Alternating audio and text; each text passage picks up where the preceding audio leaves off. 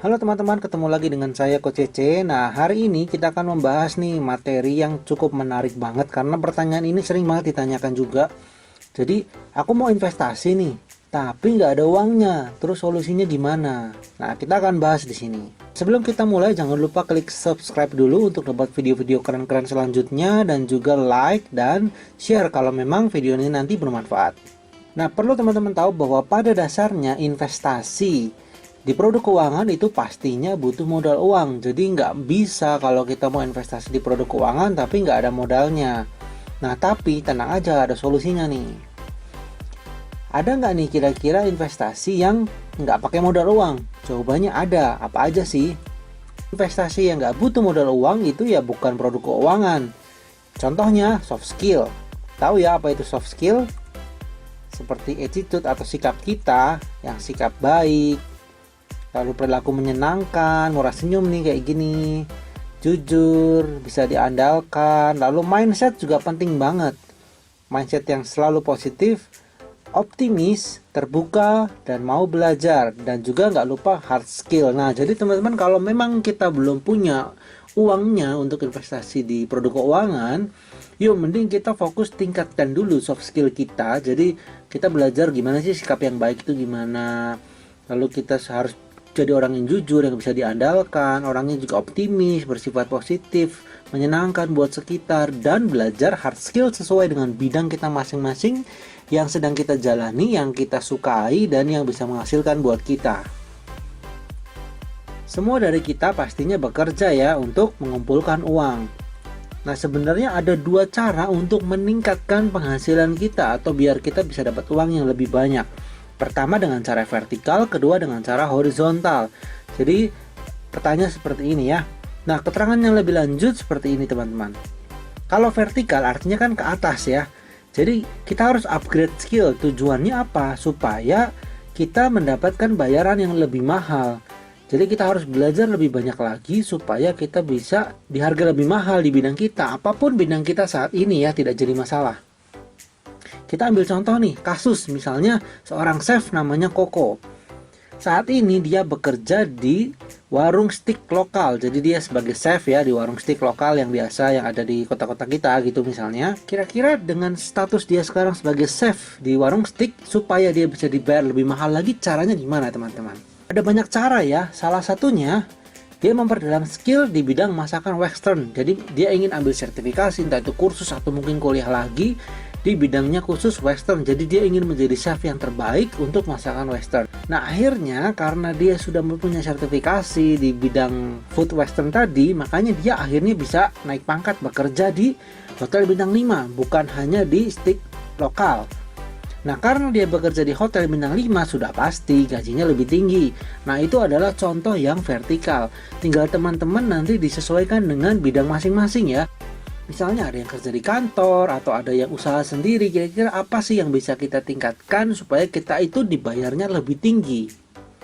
Nah, coba kalian teman-teman pikirkan, boleh juga info di kolom komentar, kira-kira apa ya sesuatu yang bisa membuat kalian profesinya apa dan supaya bisa dibayar lebih tinggi. Yang kedua namanya horizontal. Jadi kita harus punya juga namanya usaha sampingan. Nah, usaha sampingan itu biasanya ya belajar hal baru di bidang lain atau tetap di bidang kita tapi dengan fokus yang berbeda dari yang kita sudah lakukan sekarang. Contohnya nih, misalnya si Koko yang chef tadi ya, karena dia kerja di bintang 5 nih hotel, terus dia sekarang juga buka bisnis sampingan, buka warung steak sendiri alanya dia. Jadi mungkin yang mengerjakan bisa saudaranya atau temannya atau mungkin istrinya gitu ya. Jadi dia tetap bikin resepnya lalu diturunkan ke rekan kerjanya. Atau dia juga bisa nih buka kursus memasak masakan western yang menjadi keahliannya. Jadi dia buka kursus untuk chef-chef lain yang masih junior yang mau belajar lebih dalam tentang western food. Lalu dia juga bisa aja menjadi importer daging atau keju, karena kan kalau di steak biasanya butuh daging yang bagus kualitasnya, juga mungkin butuh keju yang baik ya. Dia karena paham seluk-beluk itu akhirnya dia menjadi importer untuk mengirimkan atau mensuplai ke restoran-restoran di sekitar kotanya. Nah, karena yang dilakukan itu akhirnya dia punya penghasilan tambahan, jadi punya berbagai sumber pemasukan. Nah, kira-kira itu gambarannya kalau yang secara horizontal. Kalau vertikal tadi kan meningkatkan skill kita sendiri, kalau horizontal kita belajar hal baru bidang lain untuk mengembangkan pemasukan kita. Nah, dengan kita sudah mengembangkan vertikal dan horizontal, maka kita akan punya power. Dari mana powernya ya? Dari gaji dan hasil usaha tadi ya. Dan ternyata walaupun kita nggak punya uang di awal, tapi kita bisa tetap aja investasi di bidang non keuangan. Dari skill, ilmu, barang, ataupun bisnis, akhirnya kita bisa punya uang yang kan kita pakai untuk investasi di bidang keuangan. Langkah selanjutnya apa ya? Kita belajar tentang investasi keuangan itu sendiri. Boleh kita nanti mau masukin deposito, reksadana, saham, emas, atau yang lain-lain juga nggak jadi masalah.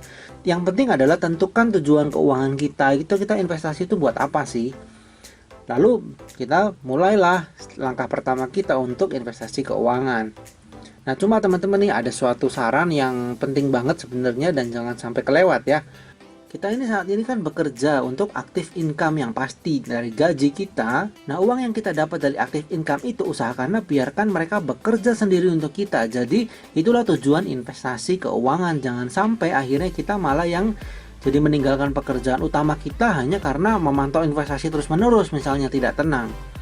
Nah, juga kita harus paham namanya piramida keuangan. Nah, sekarang berarti kesimpulannya si Coco Chef tadi punya 3 income. Pertama, aktif income sebagai chef bintang 5. Lalu punya passive income, yaitu bisnis yang jalan dengan sistem autopilot tadi. Dia tetap bekerja, tapi bisnisnya juga tetap jalan. Dan punya portfolio income, itu investasi keuangan yang terus tumbuh setiap tahunnya. Nah, kalau piramida keuangan itu seperti ini, teman-teman.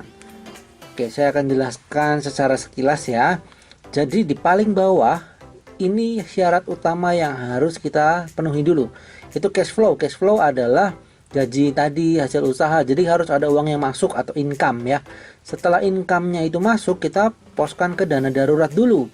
Dana darurat tuh biasanya kalau masih single 3 sampai 6 bulan pengeluaran. Jadi kalau pengeluaran per bulannya misalnya 5 juta, artinya minimal adalah 3 kali 5, jadi 15 juta. Ada di rekening untuk dana darurat, atau lebih bagus lagi ya 6 kali berarti 30 juta. Nah, di samping itu juga hutangnya harus lunas nih, jangan salah ya. Jangan sampai nih kita punya investasi yang banyak tapi utangnya nggak lunas-lunas, itu juga kan akan merepotkan kita sendiri. Nah, di sini maksudnya adalah dana darurat tadi bisa dalam di rekening, bisa dalam deposito, bisa dalam logam mulia ataupun reksadana pasar uang. Lalu yang tingkat kedua, ini anggaplah level 1 ya. Kalau kita main game, ini level 1. Level 2 adalah manajemen risiko, yaitu proteksi atau asuransi kesehatan, asuransi penyakit kritis, dan asuransi jiwa. Jadi teman-teman minimal banget punya BPJS, lebih bagus lagi punya asuransi swasta yang bisa mengcover lebih dalam lagi. Nah, kedua hal ini namanya adalah keamanan keuangan nih. Kalau teman-teman sudah punya dua hal ini, dua level ini, artinya keuangan teman-teman sudah aman. Karena misalnya teman-teman bekerja lalu sakit, tercover oleh asuransi. Jadi uang yang ditabung dan daruratnya nggak akan kepake. Akan dipakai untuk apa? Untuk hal-hal kecil-kecil, misalnya mobil keserempet, atau misalnya jatuh dari motor, luka lecet dan perlu pengobatan, atau HP-nya rusak. Nah, itu masuknya di dana darurat. Sedangkan yang besar-besar seperti sakit atau amit-amit misalnya kena masalah penyakit apa, itu di cover sama asuransi atau BPJS tadi. Nah, level ketiga selanjutnya adalah menentukan tujuan keuangan atau investasi yang sifatnya capital gain.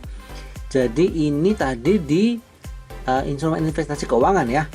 Lalu level keempat adalah untuk dana pensiun. Jadi sifatnya adalah pasif. Nah, kalau di investasi keuangan bisa misalnya dalam bentuk dividen saham. Sedangkan kalau investasi capital gain tadi bentuknya kita menjual ya. Jadi misalnya beli saham nanti 10 tahun sudah untung kita jual. Sedangkan kalau dividen tadi tidak kita jual sahamnya. Nah, ini namanya kenyamanan keuangan. Jadi kalau level ini sudah level ke-3 dan 4. Sedangkan level terakhir ke-5 karena kita sudah aman dan nyaman, kita tinggal mempersiapkan nih distribusi kekayaan. Kita waris dan hibah. Mau ke anak-anak kita atau mau ke lembaga atau gimana begitu. Nah, ini untuk tujuan keuangan tadi maksudnya ini ya bisa untuk membeli rumah, dana pendidikan anak, dana liburan, dana ibadah. Nah, jadi teman-teman penting banget sih untuk paham piramida keuangan ini karena nanti investasi kalian juga akan berkembang sesuai dengan tujuan, jadi nggak asal-asal ikut-ikutan temen ya. Nah, jadi teman-teman, yang dijelaskan di sini adalah solusi yang memang baik, bukan solusi yang nggak punya uang berarti gimana buat investasi, pinjam teman atau ngutang, bukan seperti itu ya. Nah, jadi jawaban dari pertanyaan di awal tadi, solusinya gimana sih kalau kita mau investasi tapi nggak punya uang? Ya kita fokus sama hard dan soft skill kita, supaya uangnya kita bertambah banyak. Kalau sudah ada uang, pelan-pelan kita investasikan sesuai tujuan. Nah, jadi memang sih nggak harus nunggu sampai semuanya sempurna dulu baru kita mulai investasi. Bolehlah mulai belajar-belajar, mulai masuk walaupun uang kita belum terlalu banyak. Karena sejatinya investasi itu adalah kendaraan untuk mencapai keuangan yang lebih tinggi lagi. Nah, itu tadi teman-teman, semoga bermanfaat. Kalau teman-teman merasa video ini bermanfaat, silahkan sharekan ke teman-teman. Kalau mau ngobrol lebih lanjut lagi dengan saya Coach Cece, silahkan kunjungi TikTok, Instagram, channel YouTube. Jangan lupa di subscribe, lalu masuk ke grup Telegram komunitas investor santai, dan baca-baca banyak artikel di traktir.co.id. Oke, terima kasih. Sampai jumpa di video selanjutnya.